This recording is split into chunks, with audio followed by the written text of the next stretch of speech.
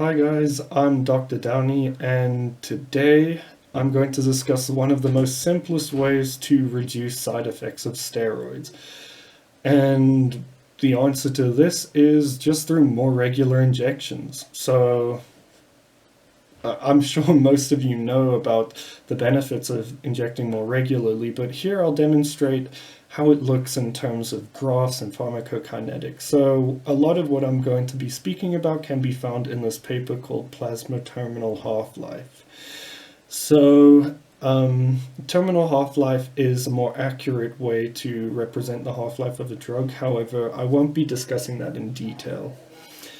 So the reason I wanted to do this video, especially one of the main reasons, is that this isn't, while we do know about pharmacokinetics as doctors, we're not really taught about it much in detail, and we don't use it in practice. And one of the most famous examples of not using pharmacokinetics properly in practice is with testosterone, because of how infrequently it is dosed.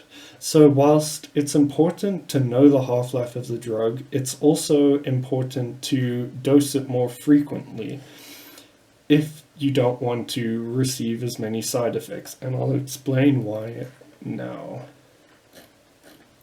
So as we can see from this graph, the smooth line is what happens to you. So it's the concentration of a random drug in your blood over time, and as you can see, at around 8 hours they stop the infusion, but we're not interested in that. We're interested in once it reaches that plateau. That's the essential steady state of the drug, and where its therapeutic effect is. And as you can see with the smooth line, there are no ups and downs or anything like that, and that's because it's an IV infusion, so it's slowly releasing this drug constantly.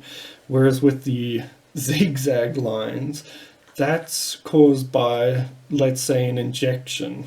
So the thinner line is, let's say, an injection every day, and the thicker line, which is the smaller zigzag, is an injection every twice a day. So as you can see from this, they more or less follow the pattern of this infusion. The infusion is the gold standard in this case, but obviously you can't inject or infuse steroids unless you're, let's say, in a hospital.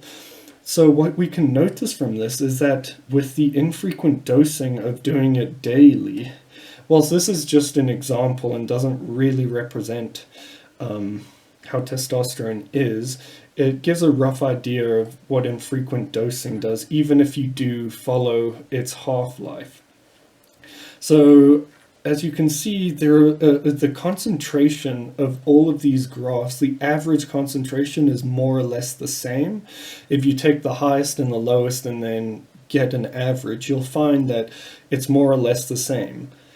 But what is different is the peaks and the troughs. So the maximal concentration and the minimal concentration. And as you can see, the more frequent dosing reaches a much higher maximal concentration and a much lower minimal concentration. And the problem with reaching these much higher concentrations is the side effects. It's because you're going far out of this range, and at that dose, it's more likely to cause side effects. Whereas if you look in with the thicker line, which is dosed more frequently, it's not, the variations are not as much. So the best thing to do would be to do it as frequently as possible, as you physically can, because then you don't get these massive troughs and massive peaks. Because if we take testosterone, for example, and you get these massive peaks, that's where the testosterone will aromatize and you'll get more estrogenic side effects.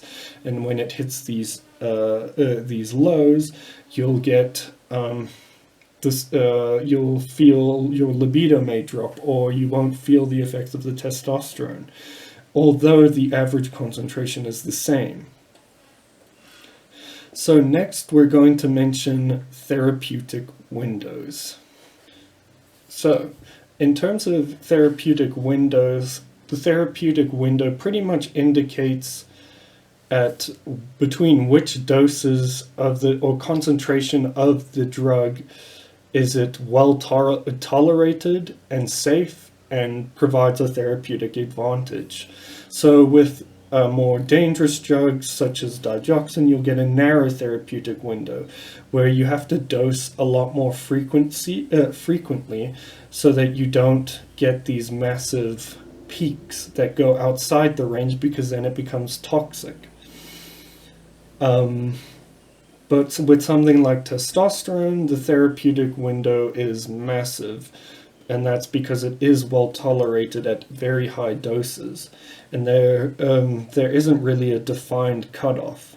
But I'd like to propose that the therapeutic window of testosterone should be treated almost identically to that of more harmful drugs. Although it isn't harmful, I think we should stick to the concept of it being within a narrow therapeutic window, because we don't want these massive spikes above a certain level. And I'd say we don't know what the concentration is, but because I'd say there is, well, you experience more side effects once it spikes over a certain limit. And by controlling the drug within these ranges, you'll get fewer side effects and better control of its concentration, and just better adherence, because by the patient, because the patient will feel better and won't have these side effects or lows. So I hope you enjoyed this video. I hope you learned something from it, and like, comment, subscribe, and I'll see you in the next one.